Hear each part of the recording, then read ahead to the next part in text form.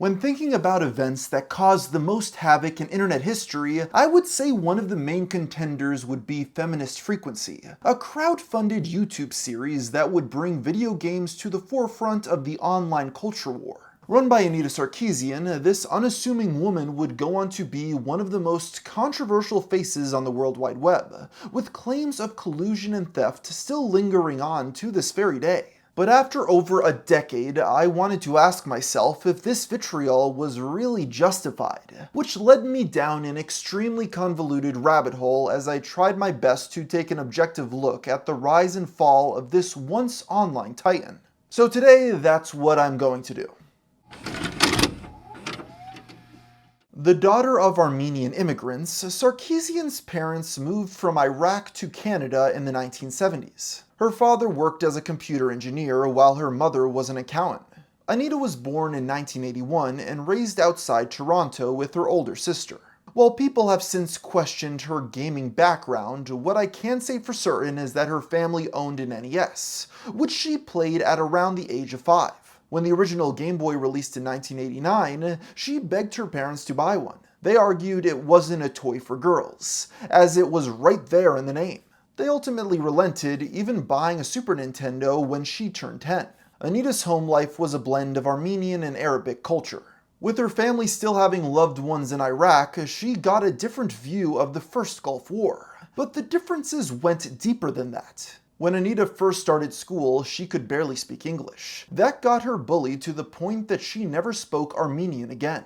Eventually, she learned to fit in as she moved through middle school. In those years, she tried to live up to her parents' expectations, but changed in high school as she explored the counterculture. The young teen began changing outfits at school to wear things her mom didn't approve of. She listened to grunge and Marilyn Manson.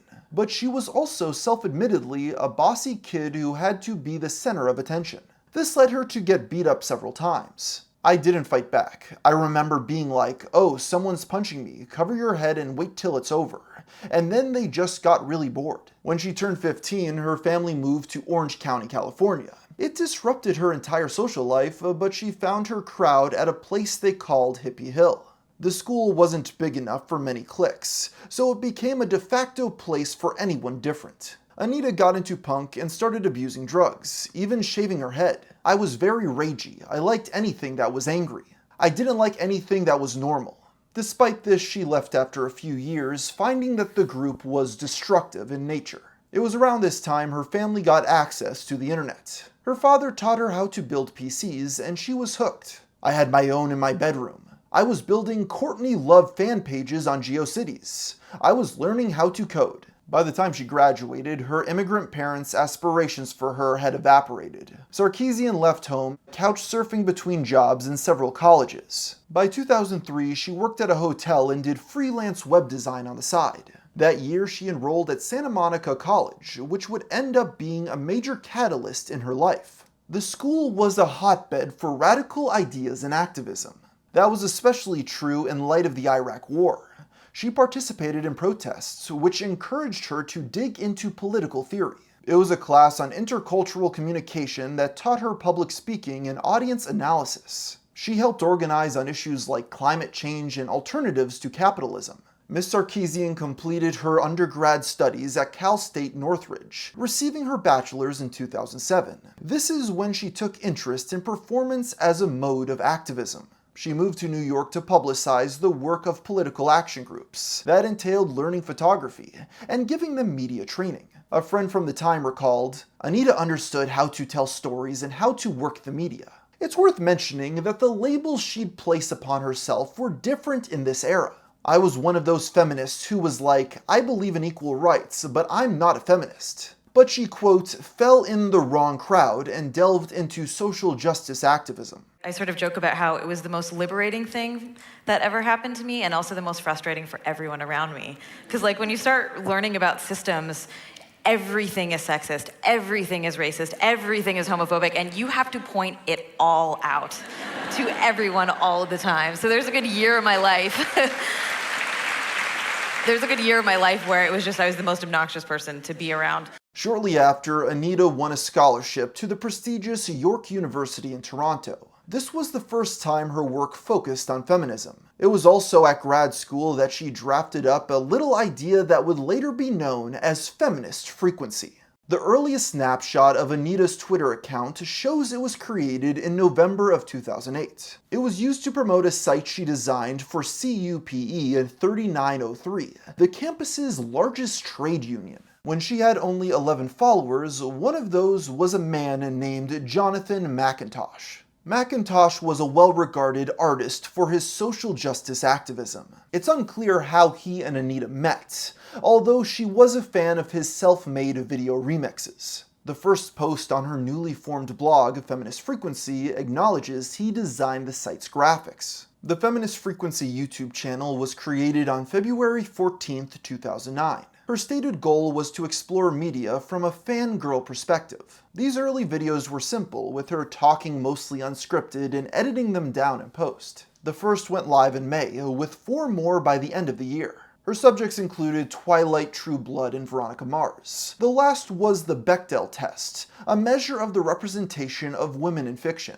While the term was broadly understood in academia, she helped popularize it to a wider audience. This video was so big it was even shared by Roger Ebert and received 20,000 views, a pretty decent accomplishment at the time. And this was at its core the intent of her series, taking these concepts and making them mainstream. I think that popular culture is a common language that we all speak. The poet Muriel Reichsire wrote that the universe is made up of stories, not of atoms, and I really like that quote because I feel like pop culture is one of the ways that we learn about ourselves and the world around us. In March of 2010, Anita was invited back to Santa Monica College for a lecture. This will come up again later, but for now it's notable for spawning her first video about gaming. As part of her presentation, she created an edit in the style of Jonathan McIntosh's work. 200 on the dance floor. 200 on the dance floor. Her next 2 uploads were for Bitch Media's blog Mad World. One video proved controversial for criticizing the game Bayonetta. Anita dismissed the franchise as adolescent fantasy, calling it overly sexualized and pornographic. First, the positive things about the game. She's a single mother, and that's kind of it. Her video primarily centered around the game's advertising campaign, which had a billboard that invited passerbys to strip off flyers until the main character was nude. Anita argued it encouraged sexual harassment. The video was bombarded with dislikes until being set to private. It was her first significant wave of backlash, with the comments changed to require manual approval. That June, she completed her master's degree with a thesis called "I'll Make a Man Out of You: Strong Women in Science Fiction and Fantasy Television." The paper analyzed female protagonists and the problems with replicating what she called stereotypically masculine behavior. Interestingly, McIntosh is thanked in the acknowledgments. With that, she earned a master's in social and political thought. And as she completed her studies, her YouTube channel became more active. While it garnered an audience, she didn't see much growth until a new series called Tropes vs. Women. Throughout 2011, Anita examined plot devices she felt perpetuated offensive stereotypes. They included the manic pixie dream girl, women in refrigerators, and the Smurfette principle. Her videos about the demon seductress and the mystical pregnancy both hit 30,000 views within months. But easily the most popular was episode 6, The Straw Feminist. This criticized what she felt were over-the-top villainous portrayals of feminists in media. She argued they were used to imply we live in a world where gender inequality wasn't an issue. And this video got over 140,000 views, although not all of that was positive. It got enough traction for a rebuttal from the man, the myth, the legend, TJ Kirk, aka The Amazing Atheist. His video titled "Everybody's a Crybaby" is about several subjects. He begins by mocking people offended by racist Halloween costumes, including blackface. Halloween costume, like, oh, there's a black chick, and oh, look at this picture of this white girl dressed like a black girl. Oh, that's offensive to me, because it's not a costume, it's a culture. This leads into his discussion of Anita, or as he calls her, Anna Sarkeesian. There's a chick, a female woman, I don't know what they want to be called. She's a feminist. Her name is Anita Sarkeesian. She runs a YouTube channel called Feminist Frequency. What she literally does, she watches TV shows and movies and points out how they're sexist. This video is so important because Kurt was the first of many to start portraying her as claiming media was corrupting, framing Anita akin to the video games cause violence crowd of the 90s and 2000s. The thing is, this actually wasn't Anita's premise of any of her videos at the time, as her argument is that it reflects harmful views on our society, not that it causes them. I think it's important to critically engage with video games and comic books and movies and TV shows because it's a reflection of our society. Whatever the case, it was the first time another creator picked on her show, with many TJ fans hate subbing her channel. It's actually crazy to think about now, but in the early days of YouTube, it was a normal practice for groups to subscribe to channels en masse, just so they'd get a reminder on their feed to dislike their most recent video. The OG form of ratioing, if you will. It was an early sign of the eventual feud between atheists and feminists. A month later, her channel surpassed 10,000 subscribers. In addition to her output, she moved to San Francisco to lead several creative workshops. She also spoke at the Women, Action, and the Media conference in LA. The activist was building notoriety, which only grew as she covered broader topics. In early 2012, she released 2 videos criticizing LEGO for its gendered marketing. Strangely, this is the time period that Anita and Macintosh claim that they both met each other. This is weird because we have archives showing that they definitively were talking to each other 5 years prior. Regardless of this discrepancy, here Macintosh would say about Anita, she's very personable and friendly on screen and off. She puts everybody at ease and that comes through on camera. Both videos, as well as her next about the Oscars, got hundreds of thousands of views. By May, her channel boasted over 2.5 million views and 20,000 subs. This is also when she was invited to speak at Humber College. While it's difficult to verify due to a lack of archives, this is when her channel apparently caught the attention of 4chan. And the more popular I get, the more I get. Like 4chan has found me, and they're atrocious.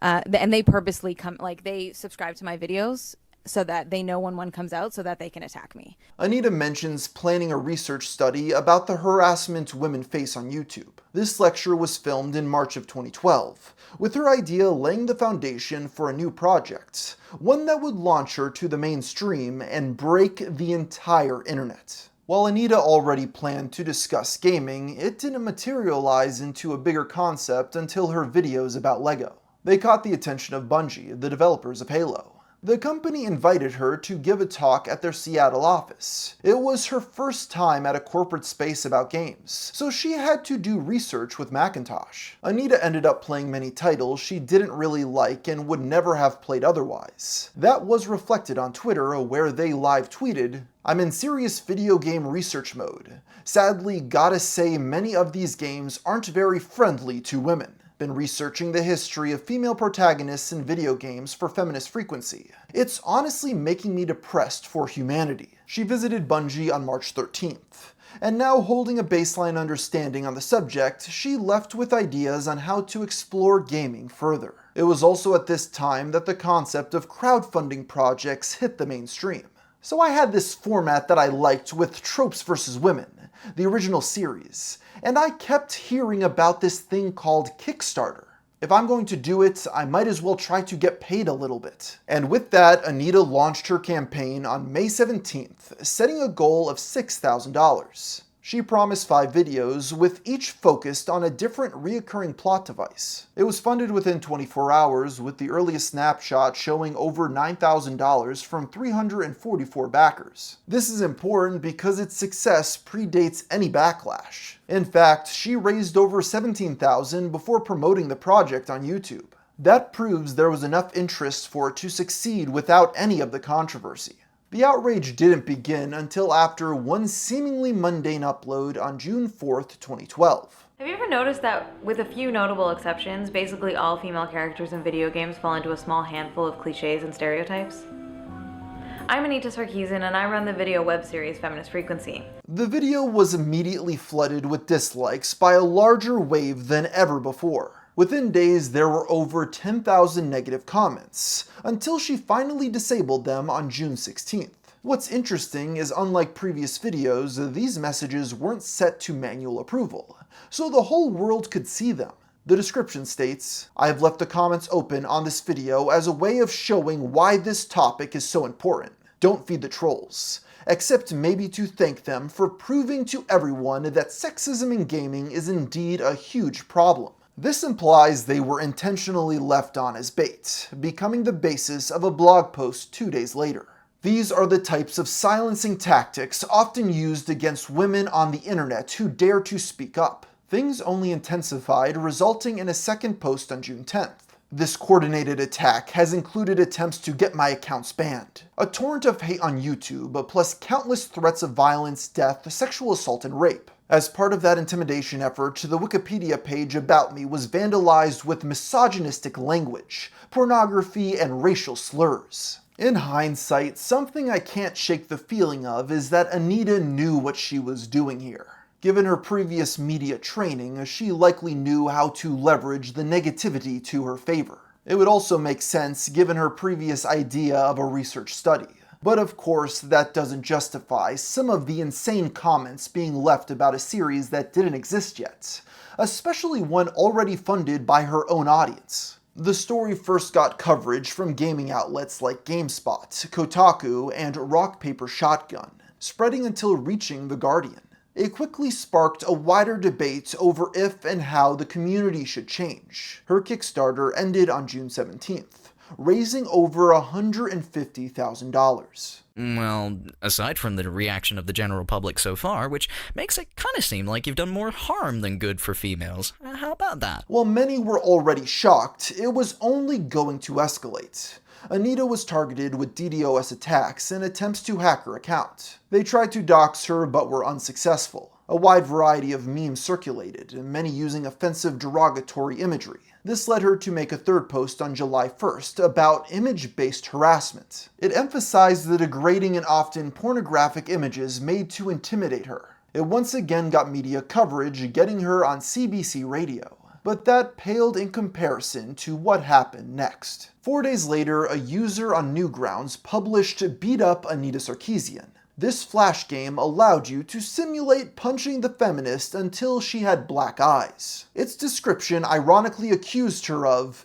ignoring constructive criticism. The headlines wrote themselves, with an easy-to-point-to example of gamers' unhinged hatred. It was covered by the New Statesman again, quickly disseminating to other outlets to highlight online harassment. The trolls turned her into a martyr, garnering sympathy from the public at large. Anita was subsequently invited to EA Dice, the devs behind Battlefield and Mirror's Edge. She even held a TEDx talk about the response. So I'm no stranger to some level of sexist backlash. I've sadly gotten used to sexist slurs and sexist insults, usually involving kitchens and sandwiches. But what happened this time was a little bit different. I found myself the target of a massive online hate campaign.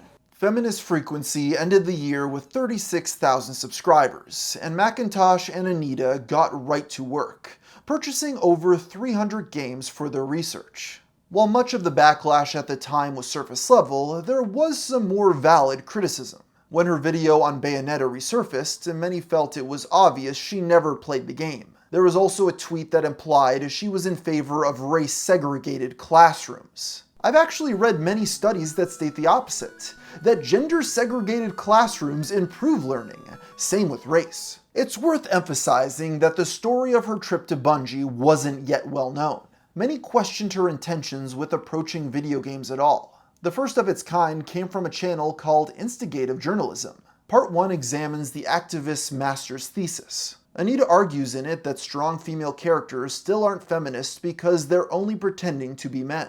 The YouTuber points out contradictions in her categorization of masculine and female traits. This is used to infer a framework for the future of her career. She only cares about TV shows because that's all she actually watches. She's remiss to touch anything unless Joss Whedon is somehow related. She doesn't do original thinking or research and is satisfied with referencing and leaning on the things that she was taught in class. And when claiming to analyze or examine subjects, she pigeonholes them under archetypes instead of judging them holistically and matches them against the checklist of her feminist paradigm. Part 2 scrutinizes her personal brand of feminism.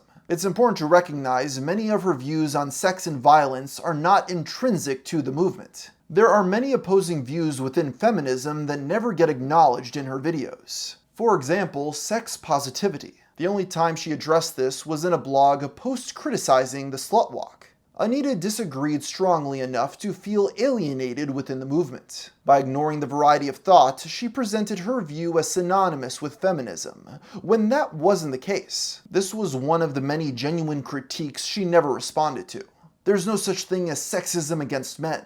That's because sexism is prejudice plus power. Men are the dominant gender with power in society. Ignoring all of her crazy trolls that could never be justified, a more nuanced view of Feminist Frequency at the time was that there was no way to express criticism of some of her polarizing views without being grouped into the harassment. The only criticism she ever responded to were things that were easy to dismiss, with journalists never pushing back and acting like a PR team for the YouTuber. This limited how productive a wider conversation could be. You were either with her or against her. Again, that isn't to justify everything that happened to Anita, but it explains why things escalated the way they did. It didn't help that around this time, the atheist community declared war on feminists. With Elevator Gate a year prior, tensions rose until a scientist known as Thunderfoot Online posted a video titled, "Why Feminism is Poisoning Atheism." The problem is that many in leadership positions have managed to get themselves bullied or cajoled into this bullshit PC appeasement position by people who are conspicuous in that they proudly label themselves as feminists. Folks who find t-shirts like this offensive enough to reduce them to tears. It's interesting that around this time, all the online atheists switched from complaining about fundamentalist Christians to feminists. It laid the groundwork for the eventual wave of skeptics and anti-SJWs that would build a right-leaning community that included a lot of the conservative Christians the atheists used to complain about. By early 2013, Sarkeesian launched a Tumblr for her series, and a month later released the very first episode of the crowdfunded Tropes vs. Women in Video Games. The first episode of the Kickstarter-backed campaign was released on March 7th, 2013, called The Damsel in Distress. It was briefly taken down after a false flagging campaign, but quickly reinstated. Within hours, TJ Kirk uploaded Who's the Damsel Now? He admits it was more even-handed than her previous videos, but called on Miss Sarkeesian to face her critics and stop playing the victim. And I honestly have no major criticisms of its content. I do, however, take issue with one aspect of Anita's video, the fact that she has disabled ratings, comments, and even statistics. We, the audience, are not allowed to have an opinion, it seems. 5 days later, Thunderfoot uploaded his first rebuttal to Anita, Feminism versus Facts. I mean, really, did you have to start with the straw man in the title? Do you really think that tropes are specifically adversarial to women? Maybe I should title this video in a reciprocatively fair fashion. Maybe something like Feminism versus Facts. This may very well be the origin of the idea behind facts don't care about your feelings. Watching with 10 years of hindsight, this video strawmans her arguments. Thunderfoot claims Anita's noticing trends that don't exist, but that's despite the trope's very long history across literature and film. He implies Double Dragon Neon isn't a valid example because it ends with a damsel punching the villain in the nuts. Her argument is that it's a plot device that happens to characters and doesn't necessarily define them. This symbolic performative gesture isn't a strong counter-argument to that. Remember, the damsel in distress's plot device is something that happens to a female character, and not necessarily something a character is from start to finish. I want to clarify that Tropes vs. Women in Gaming isn't a perfect series either, which we'll explore later on.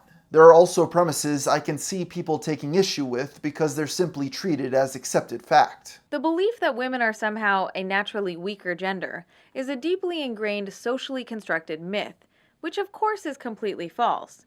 But the notion is reinforced and perpetuated when women are continuously portrayed as frail, fragile, and vulnerable creatures.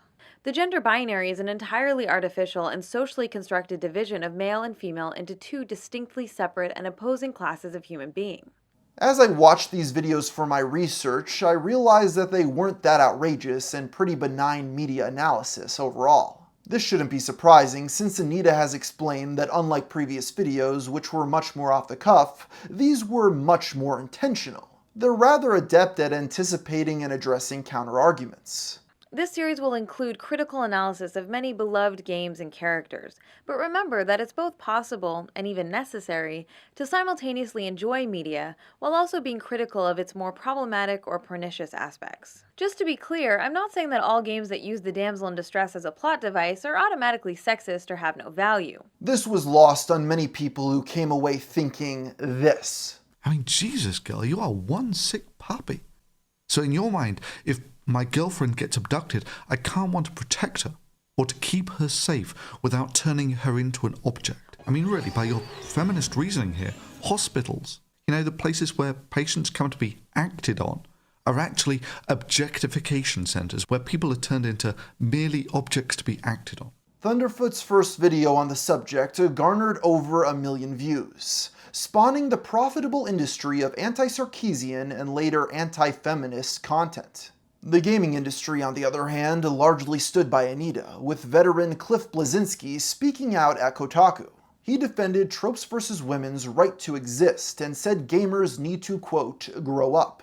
If by watching Anita's videos, I, as a developer, can reconsider how I depict women in any future product of mine, then her work may very well be worth it. This belief was echoed by writer Anthony Birch and game designer Tim Schafer. On April 5th, a student uploaded a recording they took when Anita spoke at their college. During the Q&A, they read off a letter stating her trolls didn't represent gaming as a whole. With or without the net, I don't think talking about video games is going to help the them. I propose that we promote the positives like we've done so today, because the negative will only attract more negative responses. On April 18th, Anita appeared on CNN.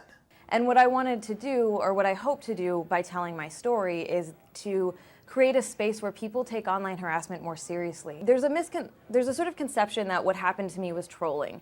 And trolling is largely thought of as one individual who's trying to get a rise out of another individual. And what happened to me was really a cyber mob, right? It was thousands of individuals coming after me who were loosely working together. Thunderfoot responded by stating he had faced far more harassment. In fact, a quick search for images of you online shows that the internet has been far kinder to you than it has been to me. On May 28th, Anita released part 2 of The Damsel in Distress. It was once again taken down after being false flagged. This received even more rebuttals from Thunderfoot and TJ Kirk. What's fascinating is they're often arguing against points she isn't making, by saying the exact same thing as she states in the video. To give an example of this, TJ points out many plot devices are only used out of convenience rather than intentional sexism. And of all the reasons that a character might embark on a quest, saving or avenging a loved one is probably the easiest to convey quickly. I think that is the reason for the damsel in distress trope. I don't think it's designed to denigrate women. I think it's just an easy plot device. And this is what she states in her video. Despite these troubling implications, game creators aren't necessarily all sitting around twirling their nefarious-looking mustaches while consciously trying to figure out how to best misrepresent women as part of some grand conspiracy.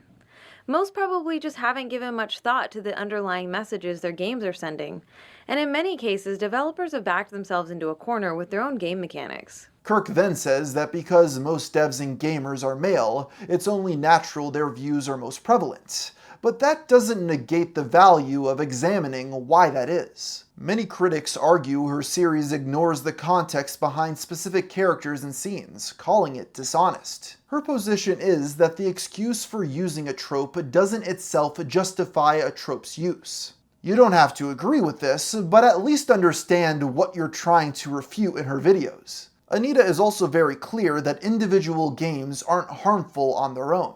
It's the broader cultivation effect that perpetrates harmful views. And taken on their own, each individual example we've covered in this episode might seem relatively benign or trivial. But the reason this series focuses on tropes is because they help us recognize larger recurring patterns. Kirk calls this contradictory, arguing she's picking and choosing when context matters. Thunderfoot summarizes her argument as, video games make people sexist. I'll make this simple for you, Anita. Really, really simple. You can claim as a hypothesis all you want that women not being portrayed as you want in video games is making society misogynistic. Hell, The people who claim that video games make people more violent have a far better case than your claim that they make people sexist. Again, she explicitly states otherwise, believing that they reinforce pre-existing views. Likewise, engaging with these games is not going to magically transform players into raging sexists. We typically don't have a monkey-see, monkey-do direct cause and effect relationship with the media we consume. Cultural influence works in much more subtle and complicated ways. On August 1st, Anita released the third and final part of The Damsel in Distress. It included her idea for a hypothetical game called The Legend of the Last Princess. Taken out of context, many were under the assumption she felt these were the only types of stories that should exist. But that's removing the nuance present in these videos. Now, I'm certainly not arguing that all stories must include completely fearless, hyper-individualistic, heroic women who pull themselves up by their bootstraps and never need anything from anyone. Of course, there is absolutely nothing wrong with offering or occasionally needing assistance. It only becomes a problem when acts of altruism are repeatedly presented in heavily gendered ways. Meanwhile, a page was created about her on Encyclopedia Dramatica, as more and more creators stood against the feminist writer. Anita would end up giving a talk at an event called The Conference, elaborating on the false flagging campaign. This slide includes a screenshot of a user that went by the name of Mundane Matt, who said, "The internet is finally striking back. Keep fighting. Keep flagging." He celebrated the appearance on his own channel. Among these new detractors was Jordan Owen, who began researching her past. This culminated in a video titled Anita Sarkeesian, The Early Years. Tensions would heighten even more in gaming discourse when Jordan Owen, an early face in the Skeptic YouTube community, was tipped off with the new intel by a source familiar with both Anita and Macintosh in 2013. The user sent several links, which he made public. The first was a testimonial the feminist host did for a program called Teleseminar Secrets. The course was run by internet marketing guru Alex Mandoshan. It basically taught you how to run a multi-level marketing scheme. Her endorsement was uploaded in 2007. Now, some would argue, given the nature of the scam, she was the victim and not a perpetrator. However, in the video she promotes her own website called neonandchrome.com. Hi, my name is Anita Sarkeesian. I'm from Los Angeles, California, and my website is neonandchrome.com. The earliest snapshot advertises internet marketing services with a specialty in teleseminars. Anita's next connection in this leak was to a handwriting expert called Bart Baggett. Her old site lists being a seminar manager/coordinator for Baggett 13 times. The man also did a testimonial for Mandoshan in 2007.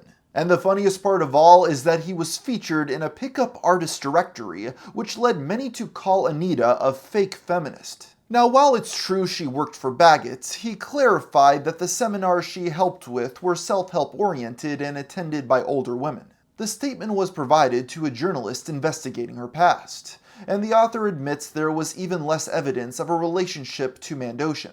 It's ultimately kind of a nothing burger of a story, but since people always are calling Anita a con artist with this being the origin of the claim, I felt the need to include it in the video.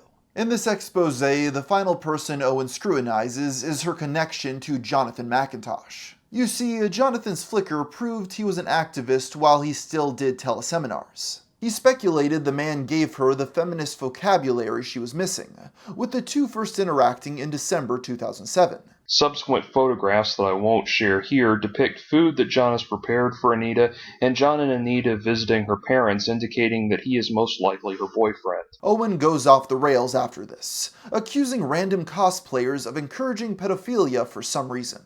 Why isn't John decrying this like everything else, especially when we see his photograph of highly sexualized Care Bears? Where is the finger wagging about how this is sexualizing children's entertainment and encouraging pedophilia? The biggest takeaway from this video is that it began the discourse that Macintosh was behind Feminist Frequency's views. Anita responded, calling it utter nonsense, before bizarrely accusing them of victim blaming. It's hard to dismiss this claim, though, as by her own admission she didn't consider herself a feminist until 2007, which is when she first met Macintosh. Her explanation is that while living in New York, she met activists who had been marginalized by male protest leaders. But this claim comes out of the same interview which misconstrues when she and Macintosh actually met.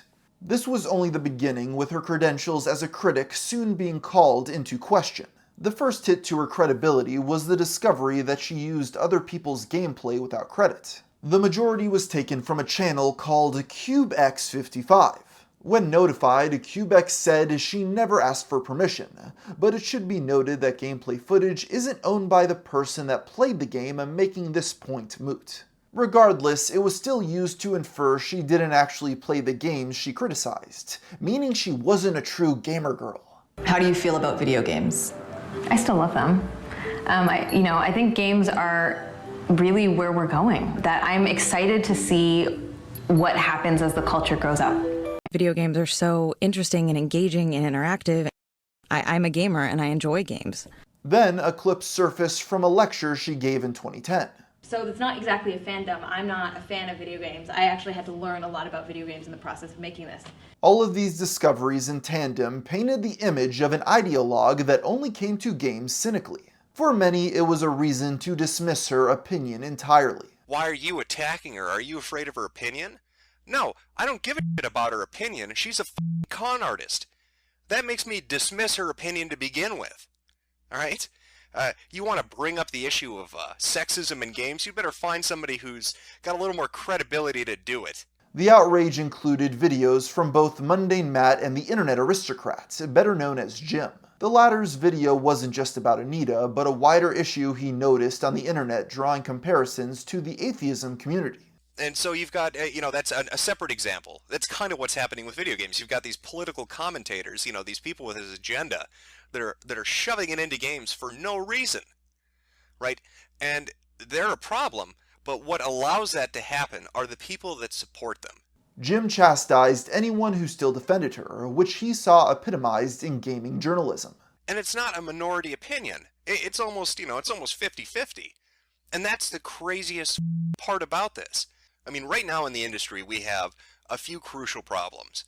One of them is the journalists. And I'm doing air quotes around that because half of the people who write for video game websites don't have journalism degrees. The fake gamer allegations weren't going away, forcing her to once again respond on Twitter. Ever since I began playing video games at the age of 5, I've been told I don't belong. As a result, my relationship with gaming has been complicated. Like many women who game, there have been periods in my life when the constant sexism and alienation have become almost too much to handle. I've had a love-hate relationship with gaming over the years. I've even taken breaks, but I've always come back hoping it would get better. In hindsight, I think a lot of this comes down to Anita's own disconnect with what a gamer means. I can relate since I'm called the Gamer from Mars but haven't played through a video game in over 2 years. To many, it's a term that invokes a clear subculture, while to others, it's about playing any video game. Think about the internal divide between those that are hardcore and casual. Many have pointed out she would have never played most of the titles in her series if her research didn't demand it. That's a valid point and something she's admitted herself. But the thing is, I'd argue most gaming YouTubers play games they wouldn't in their leisure, as that's often part of the job. So it's important to note that realistic-looking first-person shooters and other games that employ graphic violence and sexist imagery are not the only games out there, even though they do tend to get most of the attention when it comes to talk of serious gaming. Because I'm often frustrated with the male-dominated, blood and guts, testosterone-driven shoot-'em-up games that seem to dominate the Xbox and PS3 platforms. Having so many creative, simple, intuitive, and non-traditional games available right in our pockets has really helped bring gaming to a wider range of people, including to more women, who may have never considered themselves gamers before. Her view is that she enjoyed gaming, but not enjoying those games drove her away from saying that she was a fan. If you asked me at the time, I would probably have said I wasn't a gamer. I don't even know if I want to say that now, but whatever. It seems like one of her goals with the series was to encourage games that didn't fall into these categories. I want to make absolutely clear that I am in no way saying that games that involve violence are always bad or have no value. What I am saying is, at their best, video games can promote problem-solving skills, critical thinking, creative mathematics, and confidence building. Now, there are still valid reasons to raise this point. It's a bias that's affected her work, resulting in a misleading or inaccurate portrayal of certain genres. This is important when she presents herself as an authority. I mean, Tropes vs. Women was released with a classroom curriculum. That really matters for material intended for educational use. But I don't think it necessarily invalidates all of her points. The problem is, once again, she wasn't receiving mainstream pushback. When Anita visited DICE, rumors circulated she was hired for input on the sequel to Mirror's Edge. This was debunked, but not before a petition against her involvement got 54,000 signatures. It's unsurprising her supporters remained uncritical. It served to start a conversation, which even reached Shigeru Miyamoto, who would say, "Certainly I don't think that video games are the only genre that portrays things that way. And maybe it's just because I'm a male, I haven't given it a lot of deep thought over the years." This quote encapsulates another funny theme of the culture war. While Westerners were fighting over representation in Japanese games like Mario, the Japanese simply seemed disinterested and continued to do whatever they felt like, making all of this seem kind of pointless. In March 2014, GDC honored Ms. Sarkeesian with the Game Developers Ambassador Award. It was presented by Neil Druckmann, the head of Naughty Dog. She loves video games. She's so passionate about them that she feels they're worth fighting for. It is my honor to present the Game Developers Ambassador Award to Anita Sarkeesian. This was misportrayed as her being given the Gaming Luminary Award, which would have put her on the same level as Miyamoto. Notch, the creator of Minecraft, believed this and called GDC out for being terrified of social terrorists. The conference even received a bomb threat demanding that they take back her award. The division only intensified as things continued to escalate. The possibility of any sensible discourse was lost. Angry Joe saw backlash after defending Feminist Frequency in his list of the year's gaming controversies. And this next thing is gonna blow your f***ing mind. Trust me, many feminists f***ing love sex. Anita was causing a giant stir, but soon she would release a new episode of her show that would cause the largest backlash to date. In June 2014, Anita released Women as Background Decoration. This proved to be her most controversial video, with her infamous discussion of Hitman Absolution. To be fair, I think the first half of this upload is fairly well articulated. Anita discusses what she calls non-playable sex objects, taking issue with how many titles portray sex workers. This leads into her argument for why objectification is different in video games due to its interactability. These active viewing mechanics encourage players to collaborate with developers in sexual objectification by enabling gamers to scope out and spy on non-playable sex objects. Where she starts losing the plot is when discussing its connection to violence. Anita argues that in many open-world or sandbox-style games, devs enable players to directly abuse non-playable sex objects. Players are meant to derive a perverse pleasure from desecrating the bodies of unsuspecting virtual female characters. It's a rush streaming from a carefully concocted mix of sexual arousal connected to the act of controlling and punishing representations of female sexuality. The issue with this point is that Hitman actively discourages players from what she asserts, with her own footage showing them being penalized. By the time you reach that mission in the game, it's apparent killing anyone except your target will jeopardize your actual mission. Her argument extends further to GTA, alleging players are incentivized to murder women because they drop bundles of cash. But these are general functions of any NPC. The same applies to her idea of disposability. It's true for any NPC regardless of gender. Now, where I'll differ in my criticism is that I don't think she was intentionally lying here. Her position is that the ability to make this choice at all is worthy of examination, regardless of gender. Typically, all the non-essential characters in sandbox-style games are killable, but it's the sexualized women whose instrumentality and brutalization is gendered and eroticized in ways that men never are. It's true most aren't inviting you to objectify them while committing violence, but this, if anything, is a consequence of the engine. If a game is set in a strip club, should there be specific rules so that you can't injure the strippers? There are also just some ridiculous tangents that only weaken her argument further. If caught by the police, the screen will fade to black, and 5 seconds later, your character will be standing outside the police station, minus a few dollars or items. but free to go about your business as if nothing happened. The focus on these otherwise generic mechanics just isn't convincing, and really it comes down to the reoccurring problem that she doesn't propose any solution. Anita acknowledges these characters are used to create an environment, yet clearly thinks it isn't unjustified. I understand what she's saying, and some are definitely egregious, but many portray how women are treated in specific time periods or environments. Oftentimes, it's shown in a negative lens in service of a greater theme or point. I don't think not focusing on the horrific reality of women's suffering invalidates that. If you're going to argue this, you have to delve deeper into why it's wrong. Her approach misses the point and doesn't interrogate the subject deeply enough. At the end of the day, I just think Anita doesn't like the idea of violent video games in general, but her making it about women just caused a new round of backlash. The problem was that no one who played the game does that. Trust me, I watched at least 40 playthroughs and none of them attacked the dancers. Because in Hitman, you're not meant to kill innocent people. Indeed, you get penalized for it. This is around the same time when Jordan Owen and fellow men's rights activist Davis Arini began crowdfunding a documentary to take her down, called The Sarkeesian Effect. They launched a Patreon which quickly netted them $9,000 a month. And yes, the irony of people complaining Anita got too much money for what amounted to a YouTube video is not lost on me. But we'll get back to the Sarkeesian Effect a little later on. On August 16, 2014, game developer Zoe Quinn's ex-boyfriend published an online expose detailing their relationship. He accused Zoe of cheating on him with 5 guys in the industry.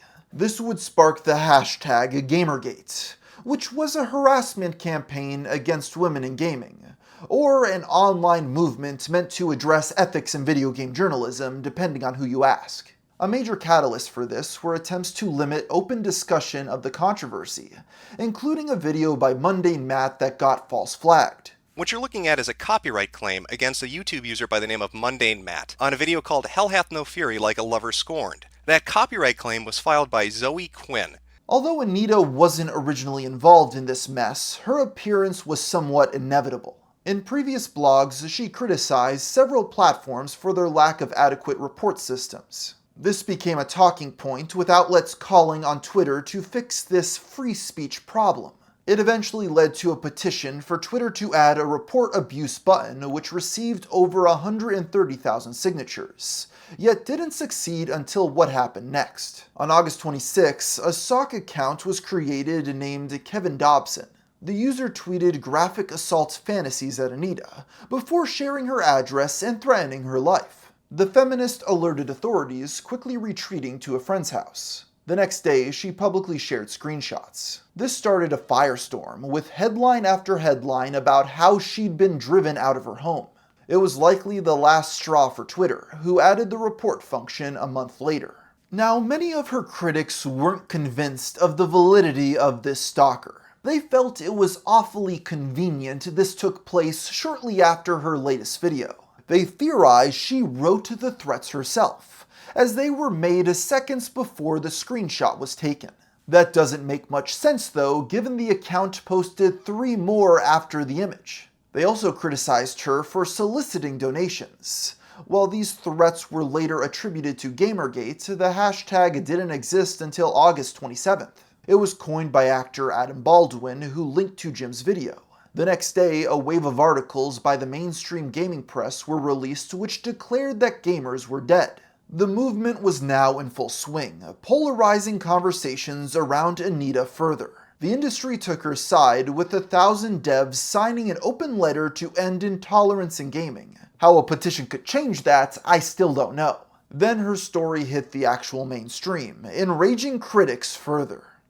Dear mainstream media, I can't but help find it ironic that you are rushing to the aid of a damsel in distress when that very same damsel has pointed out again and again how sexist it is to rescue damsels like this. 2 days later, a user spammed her with CP, which led her to once again bring up Twitter's poor mechanisms. Thunderfoot uploaded 3 more videos about her that month, including Anita Sarkeesian and the bitchy tweets. This one argued, is it sexist to call someone who is being a bitch a bitch? Well, that link is no surprise to her Tumblr account, and if you take a look, you'll see a bunch of screen caps of tweets of people who really don't like Anita.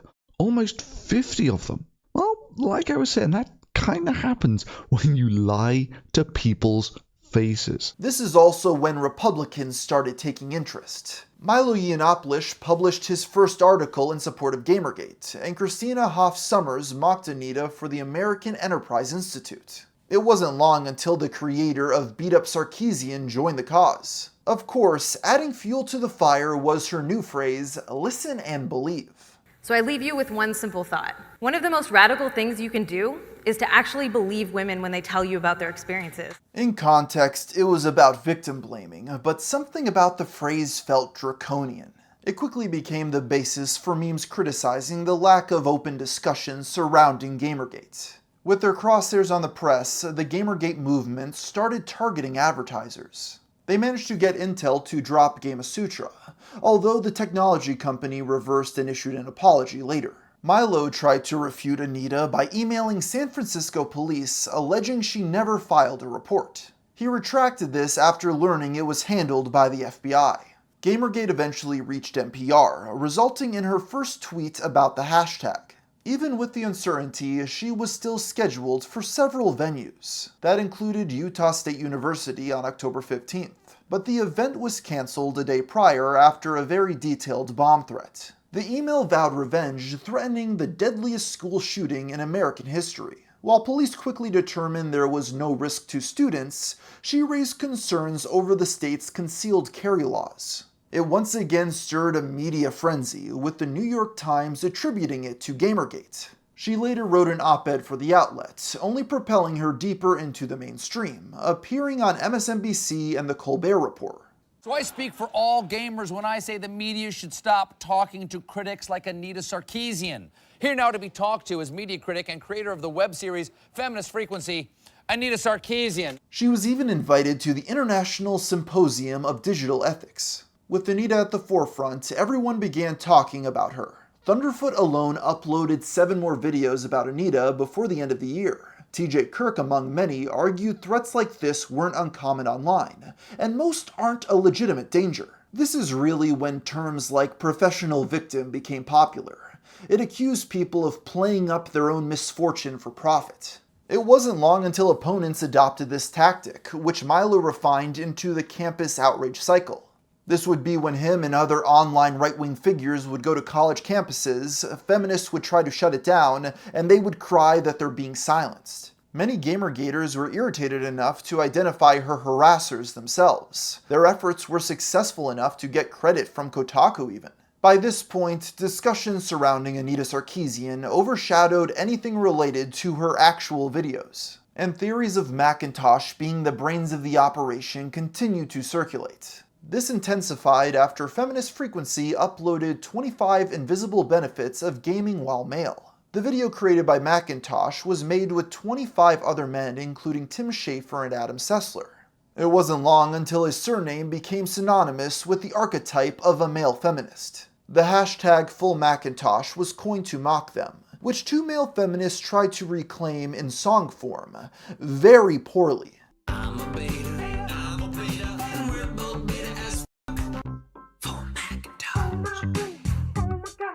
While very few on YouTube of note were supportive of Anita, one would make waves by lampooning her critics. That creator was none other than H-Bomber whose first video ever ridiculed the duo behind the Sarkeesian Effect. She's a professional victim, I tell you. She fled her home and she's a professional. Those things are it's technically accurate, goddammit. $15,000. I can't wait to be told what to think by this guy. I mean, he has such amazing thoughts about ethnic minorities. You should be absolutely furious with the niggers.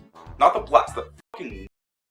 On November 6, Twitter partnered with Women Action and the media to collect data on harassment. This led to several changes, like making it so blocked users can't view your profile. As if to make up for the sheer amount of online criticism, there was an influx of positive coverage. Bloomberg published a puff piece about Anita, calling her gaming's greatest adversary. Polygon named her one of gaming's most important figures. A month later, she was interviewed by ABC about Gamergate alongside Brianna Wu. Violent depictions of women being beaten, raped, and run over by cars. It's not the movies, it's video games. And now the women calling for change in this multi-billion-dollar virtual industry are facing a very real backlash, including death threats. Then, after originally pulling sponsorships, Intel announced a partnership with Feminist Frequency as part of its new $300 million diversity initiative. The indie game Towerfall paid tribute with a character loosely based on Anita. It was made by the same team behind Celeste. If things couldn't get weirder, Law & Order produced an entire episode about Gamergate called Intimidation Game. What did they do to you? They leveled up. The plot parallels her harassment with edits of a Sarkeesian stand-in being brutalized. It also strangely has a character played by a young Logan Paul for some reason. The episode was widely ridiculed, quickly becoming a meme in and of itself. Even Anita didn't like it. Predictably, this week's Law & Order SVU was sickening. They trivialized and exploited real-life abuse of women in gaming for entertainment. I really have no idea what the writers of this TV show were even going for. That February, users noticed a peculiar tweet from Feminist Frequency. The text was identical to something Macintosh said in 2012. Interestingly, it was also quoted without attribution by Anita in one of her videos. I've heard it said that in the game of patriarchy, women are not the opposing team, they are the ball. For many, this cemented Macintosh as the puppet master, with a detailed video compiling the evidence. This critique showed even more examples of Macintosh saying something and Anita parroting it shortly after. It also showed some clear hypocrisies. In the past, Thunderfoot criticized the duo for calling Christopher Hitchens a racist warmonger 2 days after he died. Then after the Charlie Hebdo terrorist attack, Macintosh said this: "I don't use my free speech to mock and deride the most marginalized and vulnerable in society like Charlie Hebdo." That was while refusing to celebrate the death of Osama bin Laden. I'm not going to celebrate the killing of any human being, regardless of how reprehensible they might have been. Even people against Gamergate felt they needed to be upfront about their distinctive roles. On the other side, things were falling apart for the Sarkeesian Effect. This led to a new video by HBomberGuy, which garnered over 1 million views. It's so unexpected that someone wouldn't want to get along with someone who says things like this. You're a Even Feminist Frequency's most ardent critics turned against the Sarkeesian Effect, with Thunderfoot calling it a reality-bending fail. It was hard not to, given how bizarre some of their criticisms were. They haven't said anything about it, but you might also notice that she's learned to smile like a white person. If you look at... Oh, that's a big wide-mouthed grin?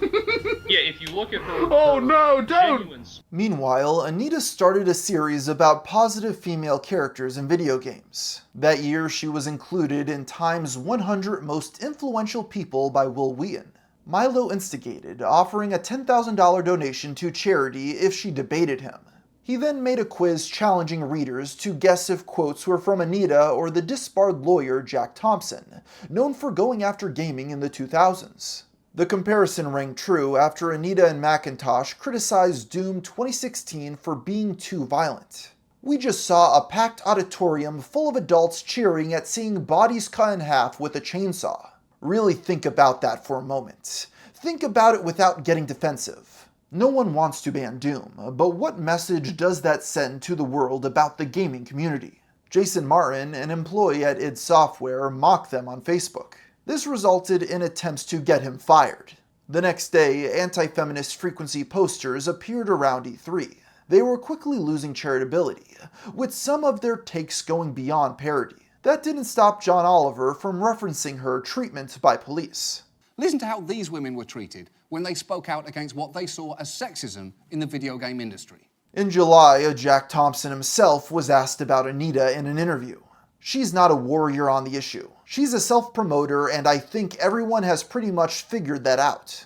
Also, she needs to stop whining about how badly treated she has been by the industry. When she gets the front window of her house shot at like I did, then I'll listen to her whining a bit more. The pioneers take the arrows, honey, deal with it. What's crazy is that even though people criticized Anita by comparing her to Thompson, I remember people siding with him purely out of spite here. Fun fact, I actually made 2 videos about Anita back in 2015 when all this was going on.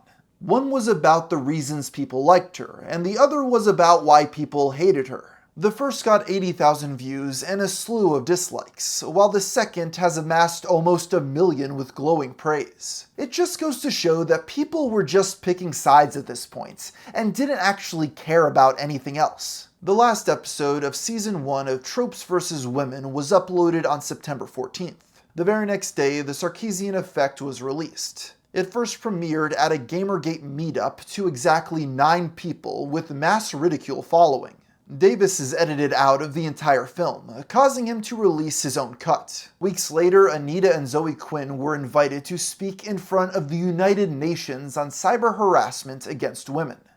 By doing this work, I have been the target for 3 years nonstop of egregious online harassment in all levels. I think it's important to recognize that harassment is, as someone had mentioned, it's not just what is legal and illegal, right? Harassment is threats of violence, but it's also the day-to-day grind of you're a liar, you suck, you know, making all of these hate videos to attack us on a regular basis, and the mobs that come from those hate videos, etc.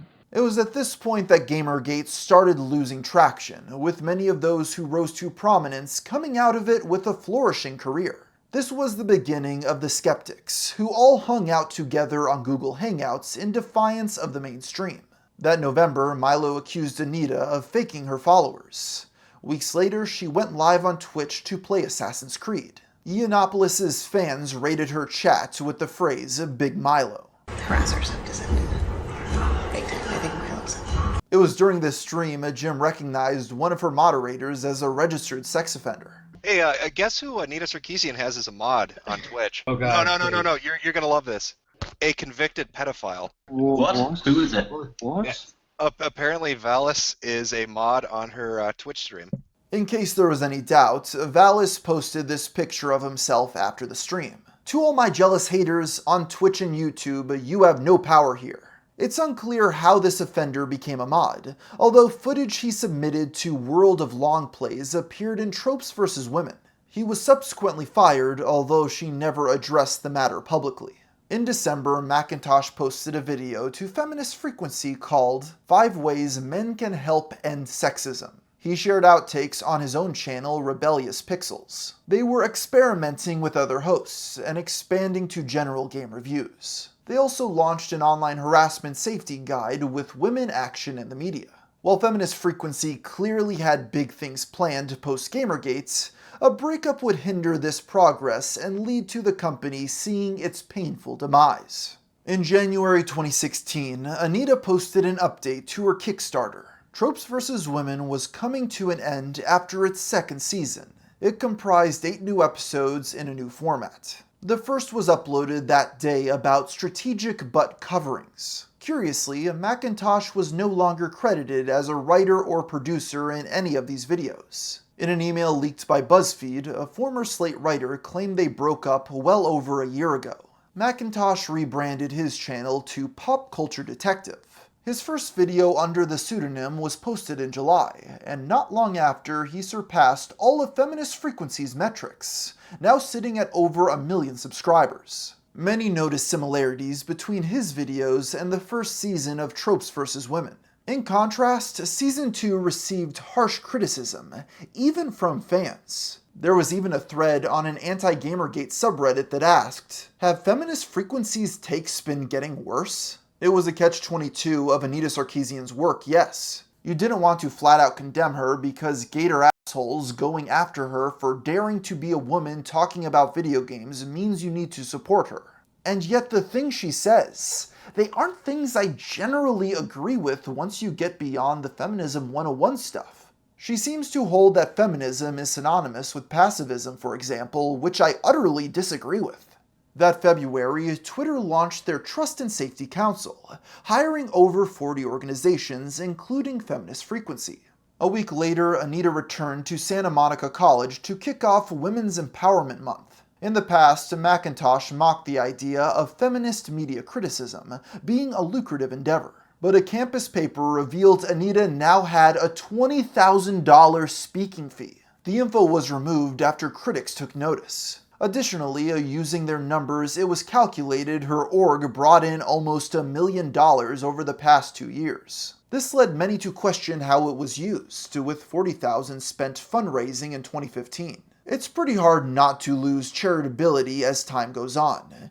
Anita appeared at several events that month, including GamerX3, where she said this.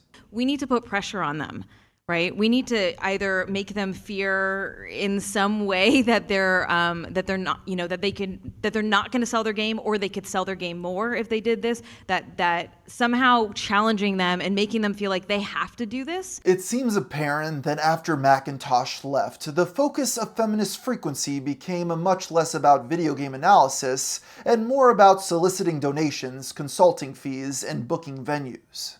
That March, Feminist Frequencies sponsored Crash Override Network, an anti-harassment organization started by Alex Lifshitz and Zoe Quinn. 5 days later, Anita announced she was moving on from gaming with a series about history's overlooked women. It was once again crowdfunded, asking for $200,000. In response, TJ Kirk started raising money for the International Women's Health Coalition. Anita responded by calling him a very vocal and known harasser. Kirk ended up raising over $75,000 for women and girls in third world countries. For a while, the two were neck and neck until Cards Against Humanity creator Max Temkin donated $25,000 to Anita. It turns out they'd been closely associated for 3 years. That May, Neil Druckmann spoke about Anita's influence with a subsidiary of Rolling Stone. He recounted a sexist focus tester that was so upset by their decisions, he left and cursed them out. The French Minister of Digital Affairs also credited Anita as the inspiration for a series of legislative proposals that would introduce tax penalties against games with sexual themes, ignoring the fact that French films are notorious for being sexually explicit. This was, thankfully, unsuccessful. It was around this time in August of 2016 that over 850,000 lines were leaked from the Crash Override Network Skype group. It proved many of Gamergate's targets were colluding, at least to some degree. That included Ian Miles Chong, who owned up to his involvement and verified they were real. He admitted that, beyond doxing, the group discussed contacting employers to get people fired. There were also threats to sue anyone that supported Gamergate into financial oblivion. While Sarkeesian wasn't present, her then secretary, Catherine Cross, was. They tried to use their connections to get the Sarkeesian Effect taken off of Patreon, but were unsuccessful. Funnily enough, a leaked conversation shows members insulting Macintosh. Like those bad feminist dudes we were talking about. Speaking over is a great way to put it, in my honest opinion. Macintosh? Him? Yes. I don't like how he does that. A lot. Yeah, I don't follow him. Enough white dudes on my timeline. Brianna Wu criticized Anita's ex publicly for his male privilege. With 2016 being an especially polarizing year, it's perhaps unsurprising they were upset with the election of Donald Trump. Anita uploaded 2 videos calling for people to join their cause before asking for donations yet again. Because of your enthusiastic belief in our work, Feminist Frequency has achieved so much over the past 4 years, but we still need your help. Your contribution at this crucial time ensures that we can keep progressing over the next 4 years. At the beginning of 2017, the FBI released a 173-page document about its threat investigations during Gamergate. They primarily cover the reports about Sarkeesian and Brianna Wu. While heavily redacted, many documents can be matched to known incidents. That included the threats at GDC and Utah State University. After reading the email for the latter, I can understand why it specifically distressed her. It's worded like a manifesto and references specific massacres. That being said, a lot of the other threats were clearly just trolls. My name is redacted of Gamergate. At this moment, we have over 9,000 bombs that we will use to blow up the TSC auditorium. You done goofed by inviting that feminazi to give a lecture. You're fucking dead, kiddos. While it was exhaustive, in the end, their investigations petered out. The FBI weren't able to identify any culprits. They declined to prosecute others and struggled with jurisdictional issues. At the very least, it put to rest the idea she wasn't reporting threats, as she did seem concerned for her safety. 2 months later, Anita would end up in a controversy with YouTuber and former Polygon writer Nick Robinson. On March 26th, Nick tweeted, "No offense, but anyone who acts like they don't jack off to Crystal from Star Fox Adventures is lying to you." Anita responded to this obvious joke by saying, "Nobody in our office feels that way about Crystal. In fact, we find her character deeply disappointing. Here's why." She then linked to the first part of Damsels in Distress. Attitudes like this are indicative of just how male-dominated gamer culture remains. This led the entirety of Twitter to accuse the feminist of shaming him for being a furry. However, a few months later, Nick was called out for being creepy towards women in the industry and begging for nudes. He was suspended by Polygon and the next day fired. The final episode of Tropes vs. Women was uploaded on April 27, 2017. With that, she concluded the series. In her 2012 Kickstarter, Anita promised 12 videos with a specific list of subjects. But if we look at the topics outlined, 4 of the 12 were never made. Now, she did make videos in their place, but they all concern sexualization. It's possible the originals were dropped once Macintosh left the project, but her backers didn't seem to mind. Still, I find it outrageous that people gave her money for a new crowdfunding project while she never actually finished the first one. Shortly after, it was discovered Sarkeesian's dad had an online presence. That's because users found he donated $400 to Donald Trump. It turns out he ran a website criticizing Turkey and its current sitting president. They were apparently no longer on good terms, although this is speculation. Following Tropes vs. Women, Anita started several series including The Freak Show, that would receive a fraction of her viewership from a few years prior. Losing her cultural relevance, her critics would soon have a chance to confront the woman that they had mocked for the past half-decade. If you've been paying attention, you may have noticed a specific name missing from the record up until this point: Carl Benjamin, otherwise known as Sargon of Akkad. This jolly British chap was a skeptic that grew prominent amidst Gamergate. While the first videos on his channel predate the movement, they were still about Anita. His coverage ranged from her past in teleseminars to her being a fake gamer. He also started This Week in Stupid, covering whatever crazy SJWs were in the news that week. This resulted in him becoming one of Anita's most popular critics, doing crossovers with Milo, Jim, and Thunderfoot. By early 2017, his channel amassed over 620,000 subscribers. It should be apparent by now that Anita rarely responds to her critics. That made it of particular note when she was scheduled to speak about harassment at a panel at that year's VidCon. While she appeared a year prior, this time around, all the prominent skeptic and commentary YouTubers came together to hang out. This is an era where you would see people like Your Movie Sucks and Maddox standing next to a Kekistani flag held by Chris Raygun, Andy Worski, and Mundane Matt. There was a minor outcry after several breadtubers had an amicable dinner with Shoe on Head and Armored Skeptic. But that's all besides the point. The event had several panels about women's representation, with Anita's on June 22nd. It was scheduled at the Press Play stage from 5 to 6 p.m. This is where the anti-SJWs were to attack, as her critics planned to show up early and fill up the first 3 rows, with some even streaming it live. The attendees included Bunty King and of course Sargon, who sat in the very front. Anita noticed this shortly after her intro, with her expression quickly souring. A minute later, she announced a notorious harasser was in the audience filming them. I could be wrong, but I think there's someone in the front row that is a notorious harasser of mine that's filming this panel, so I think it's important to keep having these conversations. They continued talking for the next 7 minutes, motioning in his direction until she decided to call him a garbage human. If you Google my name on YouTube, you get shitheads like this dude who are making these dumbass videos that just say the same shit over and over again. It's like, I can't give you attention because you're a garbage human.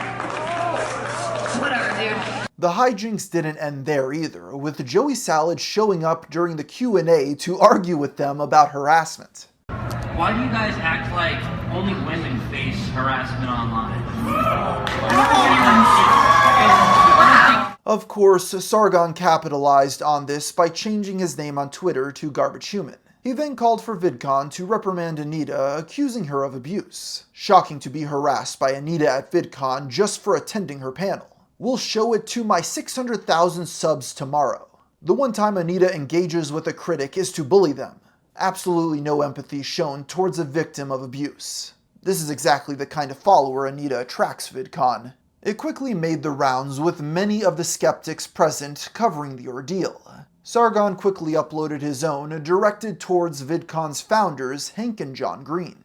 I was sat quietly anticipating an interesting discussion, but instead, Sarkeesian decided to use her position of institutional privilege as one of VidCon's featured creators to launch an unprovoked tirade of abuse after singling me out specifically to bully, culminating in her calling me a shithead and a garbage human. He pointed to the event's code of conduct, arguing her actions constituted harassment. He then goes on to explain his favorite part of the event, meeting his favorite creator, Boogie2988. Being abused by Anita Sarkeesian was understandably my least favourite part of VidCon so far, compared to the highlight, which was bumping into my favourite content creator, Boogie2988. He mentioned this because Miss Sarkeesian was set to appear on another panel with Boogie about cyberbullying. He called for people to petition the co-founders over email in order to have her removed. For this reason, I am formally petitioning VidCon's co-founders, Hank and John Green,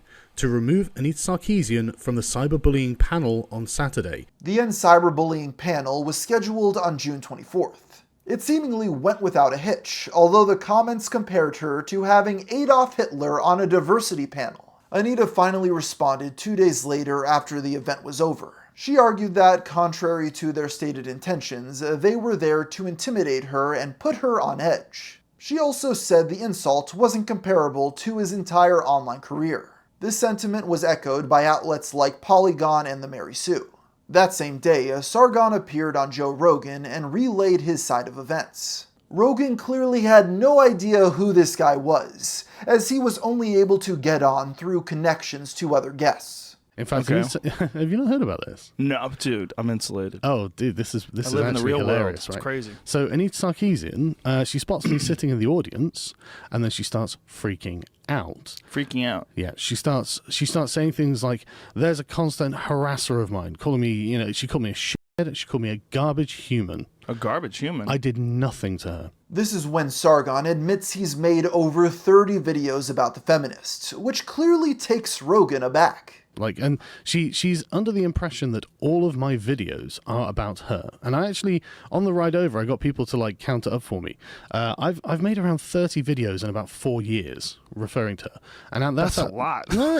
It sounds like a lot, but that's less than 4% of the videos I've made. I've made 780 videos. I work hard. I'm sure you do, but that's still 30 videos. I don't care if you've made 100 million videos. You still made 30 videos about her. I don't think that's a large number. Things only intensified a day later when Boogie uploaded his side of meeting Sarkeesian at the event. It's hard to imagine now, given his crypto scams, lying about cancer and face tattoos, but Boogie was viewed as the Mr. Rogers of the internet at the time. This is very important context for what happens next. Boogie explains he was so afraid of upsetting Anita he spent 6 weeks preparing, rehearsing his statements, and even verifying them with other panelists and organizers. While the event went mostly well, she supposedly took issue with his closing statements. And I said that I wanted to remind everybody in the audience that I am a person of privilege as a white cis male. And then I went over the types of attacks that have happened to me again with the assassins and the boxes of feces and all of that kind of stuff. And then just try to remind the audience that if, whoever you are, if it can happen to me, it can happen to you. And then try to remind everybody that this isn't a matter of identity politics. This is a human rights issue. That apparently set her off, leading Anita to confront him afterward. I'm shaking, very, very nervous, but I felt like it went well. And when I get off of the stage at the bottom of the panels, there's Anita, and she seemed to be very, very upset. And I don't remember exactly what she said. I'm paraphrasing here, but she said in a very upset that I think it was very fucking uncool that you said what you said there at the end, knowing that no one else would have enough time to respond. And I bet you can imagine how that affected my anxiety, because the exact focal point of my anxiety for the entire weekend, in fact, for the last 6 weeks, the nightmare scenario that I was terrified of actually had come true. I had upset somebody who I very, very much had tried to not upset and did not want to upset. Now, this isn't where the video ends. Boogie goes on to explain she calmed down and they had a civil conversation in the green room. This led him to receive mass dislikes, with many accusing him of defending a bully. The incident would end up sparking an entirely new wave of backlash, with known domestic abuser I'm Alex calling her out for berating the nicest man on the internet. It's worth pointing out, Boogie would give a much different recount of events to the Skeptics later on. I mean, nobody cried. She shoved her fucking finger in my fucking face and wagged that shit. She's like, I don't fucking appreciate what you fucking sit up there knowing I don't have a fucking time to fucking respond. And I'm like, lady, I have an anxiety disorder, so I recommend you walk away right now and we can talk in a few minutes. Because I don't want to depersonalize and say or do anything that's going to get either of us kicked out of VidCon. She's like, I didn't know about your anxiety disorder. I'm like, well, now you do, so give me some fucking space. Even amidst this outrage, VidCon ultimately apologized to Anita in a statement for subjecting her to a hostile environment. Hank Green clarified prior to the outrage he had no idea who any of these creators were. The decision was so unpopular, Philip DeFranco called it ridiculous. What is the point of having a policy in place when people break that policy and the net result is you apologize to them? While understandable that Anita wasn't disciplined, it does come across as bizarre that such a large event had to say sorry because she chose to get in a fight with people in the audience, even if they were smugly staring at her. By July 1st, Sargon had uploaded 9 videos about Anita since VidCon. He was milking it for all it was worth. In response to the controversy, Patreon began investigating his account. He would end up getting banned off the platform in late 2018, with staff directly citing the VidCon incident. The convention issued another apology that year, stating they'd be adding more security to panels that might get out of hand. Following the VidCon fallout, there were several minor controversies surrounding Anita. On July 20th, 2017, she streamed Dream Daddy, a gay dating sim by the Game Grumps. This led many to criticize her for objectifying men. The late Total Biscuit garnered a negative reputation in many circles for not condemning Gamergate. He also criticized Anita publicly on several occasions. This resulted in backlash when he was interviewed by Kotaku, including a direct complaint from Anita herself. Outrageous and irresponsible of Kotaku UK to post this puff piece on a Gamergater on the hate movement's anniversary. The writer Rich Stanton issued a public apology and deleted the article. Funnily enough, users uncovered a tweet from 2015 where Stanton admitted, biggest irony in games, Gamergate made Sarkeesian's videos untouchable. They're poor and often inaccurate. Will I criticize them? Not a chance. The first upload to Feminist Frequency after VidCon was on August 30th. It was also the start of the channel uploading a bunch of lazy podcasts, which caused views to plummet below 1,000 per episode. Undeterred, Anita announced a new book called History vs. Women, and got invited to the week-long Joko cruise. She then once again asked for donations in a YouTube video. While her series about gaming had ended, her work in the industry hadn't. In February of 2018, she was given a tour of BioWare's Edmonton office. Rumors circulated that many devs were upset with her visit.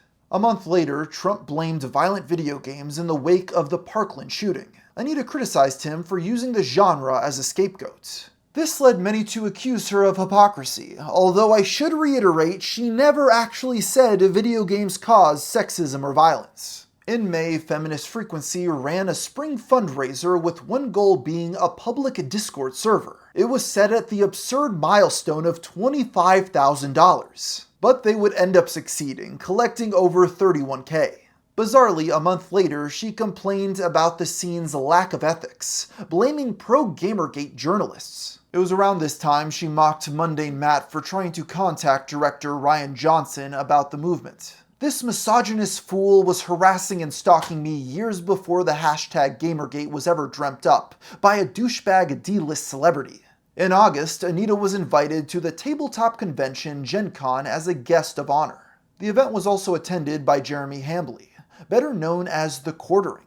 Hambly would end up getting sucker punched, with the attacker identified as one of her fans. Real talk. If you have a problem with Anita being invited to Gen Con, f***ing fight me. I'm easy to find. The perpetrator, named Matt Lauder, was sued and eventually apologized. With visits to BioWare, Naughty Dog, and Arcane, Feminist Frequency's influence at this point was undeniable. Well, the formerly mentioned Hambly obtained and later released Ubisoft leaks that showed direct mention of her series. If that wasn't enough, her videos appeared at an exhibit in the V&A Museum of London. In early 2019, she participated in the hashtag #SaferGDC. Her thread calls out male allies that were often predatory or abusive themselves. Shortly after, she launched herself as the head of a team of paid consultants. Then she called out EA for donating millions to other nonprofits. Sorry, what? EA is donating $1 million to nonprofits working to end bullying and online harassment? They didn't speak up during Gamergate at all. Feminist Frequency has been a nonprofit on the front lines of this issue for years, constantly struggling with funding. Those of us who were canaries in the coal mine, who sacrificed to make sure people recognize this dire problem, we are not remembered when it's politically safe to speak up. Anita also tried to desperately land a consulting gig on Cyberpunk 2077. It was also around this time she began collecting data in order to expose gaming's most toxic trends. This materialized in an article for Wired analyzing the number of games with female protagonists at E3. There appeared to be another media push for her around this time, with Polygon running a feature interview called The Anita Sarkeesian Story. This article was her mulling over her poor metrics. After some digging, users discovered Feminist Frequency started 2019 with only $30,000. Their costs for 2018 were $300,000. The org was going bankrupt, with longtime co-writer Carolyn Petit no longer taking salary. At the end of the year, Feminist Frequency asked for money to start a harassment support hotline. They raised $25,000, with the concept becoming the Games and Online Harassment Hotline. Hambly tried out the number by jokingly reporting Keemstar, finding it was mostly bot responses. The service didn't officially launch, however, until August. Throughout 2020, Duke University's Keenan Institute for Ethics published several interviews as part of its Ethics and Now series. They spoke with Sarkeesian, who criticized YouTube's political rabbit holes, specifically naming Joe Rogan. She called him extremely dangerous, becoming one of many voices criticizing his podcast at the time. This was also around when details of The Last of Us Part 2 leaked, sparking massive backlash. Many speculated Anita's involvement, although Druckmann denied the rumor. If you'll recall, Max Temkin, the creator of Cards Against Humanity, was once close with Anita.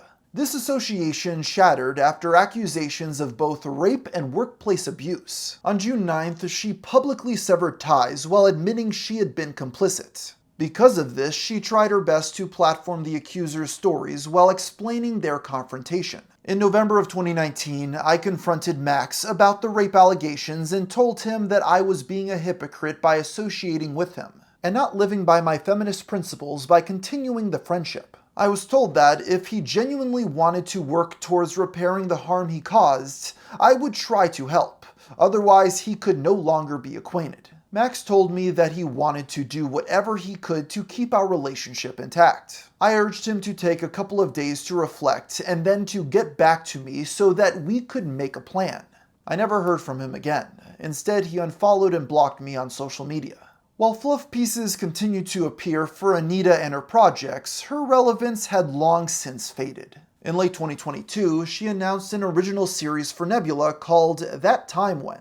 It didn't receive any attention, although the last episode discusses Gamergate. That was also just a few months before I launched a Kickstarter to create a series of videos examining sexist patterns in video games, which definitely attracted the attention of those defenders of gaming. The term harassment is a massive understatement for the sort of unrelenting vitriolic abuse directed at me in response.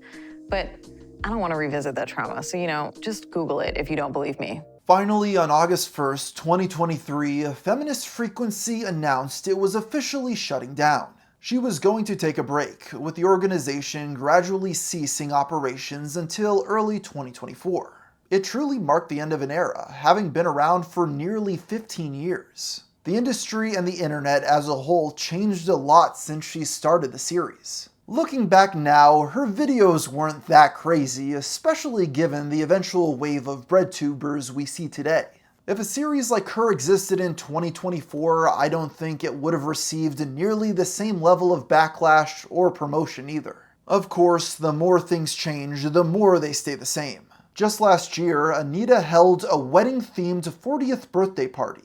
This, of course, led many on right-wing Twitter to mock her for being unmarried and childless. In conclusion, for as much as I think Anita Sarkeesian was media-trained and intentionally trying to enter martyrdom, it's also hard to deny that she had a point that the level of hatred she received for a pretty benign series of videos was absurd. And not just the death threats either, but also the cottage industry of people starting their careers off by making dozens of videos picking apart her series to the point of parody. The way journalists would write fluff pieces for her without seeking comment from her good faith critics also backfired, as it set the groundwork for large swaths of young men to not trust journalists, and veered to the right, an occurrence I don't think would have happened otherwise to such a great extent. What cannot be denied is that Anita Sarkeesian changed internet discourse forever, with us still seeing the ripple effects to this very day.